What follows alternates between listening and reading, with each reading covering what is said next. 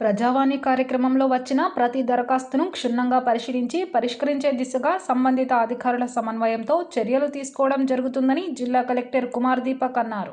సోమవారం జిల్లాలోని నస్పూర్లో గల సమీకృత జిల్లా కార్యాలయాల భవన సమావేశ మందిరంలో జిల్లా అదనపు కలెక్టర్ సభావత్ మోతీలాల్, మంచిర్యాల, బెల్లంపల్లి రాజస్వ మండల అధికారులు శ్రీనివాస్, హరికృష్ణలతో కలిసి అర్జీదారుల నుండి దరఖాస్తులు స్వీకరించారు. జైపూర్ మండలం గుత్తదార్పల్లి గ్రామస్తులు తమ గ్రామంలోని ఇండ్లు శ్రీరాంపూర్ ఓపెన్ కాస్ట్ ప్రాజెక్టు కింద కోల్పోయామని, నష్టపరిహారం రావాల్సిన వారికి ఇప్పించాలని కోరుతూ దరఖాస్తు అందజేశారు. కోటపల్లి మండలం సిరిస గ్రామానికి చెందిన పూజారి బక్కమ్మ తన భర్త పేరిట ఉన్న ఇంటిని ఆయన మరణాంతరం తన పెద్ద కుమారుడు తమకు ఎలాంటి సమాచారం లేకుండా తన పేరిట మార్చుకున్నాడని, ఇట్టి మార్పును రద్దు చేసి తమకు న్యాయం చేయాలని కోరుతూ దరఖాస్తు అందజేశారు. ఈ సందర్భంగా జిల్లా కలెక్టర్ మాట్లాడుతూ ప్రజావాణిలో వచ్చిన ప్రతి దరఖాస్తును క్షేత్రస్థాయిలో పరిశీలించి త్వరితగతిన పరిష్కరించే విధంగా చర్యలు తీసుకుంటామని తెలిపారు. ఈ కార్యక్రమంలో సంబంధిత అధికారులు, అర్జీదారులు తదితరులు పాల్గొన్నారు.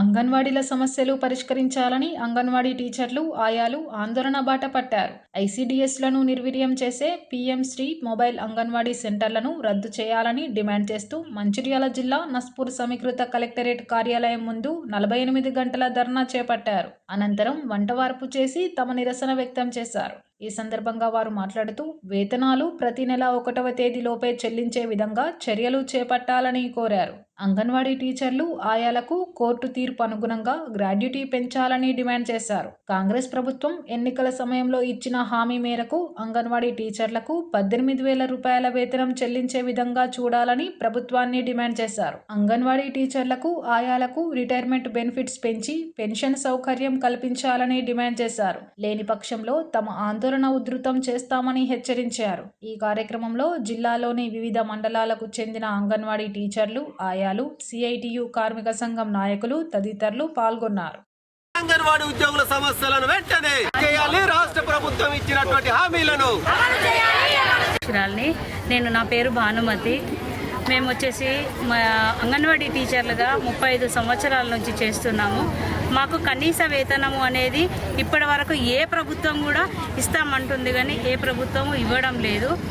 మొన్న మేము 24 రోజులు చేసిన సమ్మెలో భాగంగా ప్రభుత్వము మా వద్దకు వచ్చి, ఇప్పుడు వచ్చిన అధికార పార్టీ వచ్చి మేము మీకు కనీస వేతనం ఇస్తామన్నారు. అది లేదు, పర్మనెంట్ చేస్తామన్నారు. ఏది చేయకుండా ఇప్పుడు మమ్మల్ని రోడ్డు మీదకి తీసుకొచ్చారు. మేమేంటంటే ఇప్పుడు 48 గంటల ధర్నా చేస్తున్నాము, వంట వార్పు చేస్తున్నాము. మా సమస్యలు వచ్చేసి మాకు 1వ తారీఖున వేతనం వేయాలా, పర్మనెంట్ చేయాలి, అంగన్వాడీ ఉద్యోగులను పర్మనెంట్ చేయాలా. మినీ టీచర్లను వచ్చి మా సీతక్క గారు వచ్చేసి ఏమన్నారంటే మినీ టీచర్లు మెయిన్ టీచర్లుగా చేస్తున్నాం అనేసి ఫస్ట్ ఫైల్ మీద సంతకం పెట్టింది. కానీ మినీ టీచర్లను మెయిన్గా చేసింది. 3 నెలలు మాత్రమే మెయిన్ జీతాలు వచ్చినాయి. ఇప్పుడు 10 నెలలుగా వాళ్లకు మళ్ళీ అదే మినీ జీతాలు వస్తున్నాయి. అది నామకే వాస్తుగా చేసిండ్రు.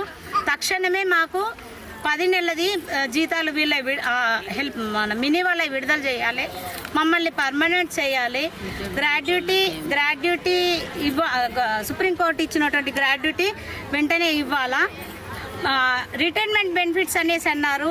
1,00,000 రూపాయలు హెల్పర్కి ఇస్తాము, 2,00,000 రూపాయలు టీచర్కి ఇస్తామన్నారు. అది కూడా చేశారు. కానీ అది 1 ఇయర్ అయింది. ఒక్కొక్క ఆయమ్మ ఇంటికి వెళ్ళి, ఒక్కొక్క టీచర్ ఇంటికి వెళ్ళి, కానీ ఇంతవరకు అది కూడా అమలుకు నోచుకోలేదు.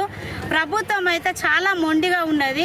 మాకు 18,000 రూపాయలు జీతం ఇస్తాము మా ప్రభుత్వం వస్తేనేసి మేనిఫెస్టో పెట్టింది, కానీ అది పేపర్ల వరకే అయింది. కానీ ఇప్పటి వరకు అయితే మాకు ఎలాంటి ప్రభుత్వం అయితే ఇప్పటి వరకు మాకు ఎలాంటి బెనిఫిట్స్ అయితే ఇవ్వలేదు. అది ఇవ్వకపోగా మమ్మల్ని ఇంకా చాలా వేధింపులకు గురి చేస్తుంది. మమ్మల్ని ఏంటిదంటే ఆన్లైన్ అని, ఆఫ్లైన్ అని, జీపీఎస్ ఫొటోస్ అని అనేక రకాలుగా మమ్మల్ని ప్రభుత్వం బాగా ఇబ్బంది పెడుతుంది. చాలా వర్క్ బర్డన్ పెడుతుంది. కనీస వేతనం మాకు 26,000 ఇచ్చేంత వరకు మేము ఈ పోరాటం ఇలాగే కొనసాగిస్తామని మేము అంగన్వాడీ ఉద్యోగుల, సిఐటి ఉద్యోగులుగా డిమాండ్ చేస్తున్నాం. Teachers and helpers CIT union తరఫు నుండి ఇక్కడ ధర్నాకు మా సమస్యల మీద ధర్నాకు కూర్చున్నాం కలెక్టరేట్ దగ్గర. మా సమస్యలు ఏంటిదంటే ఇంతవరకు రిటైర్మెంట్ అయిన వాళ్ళకు ఇప్పటి వరకు బెనిఫిట్స్ కల్పించలేదు.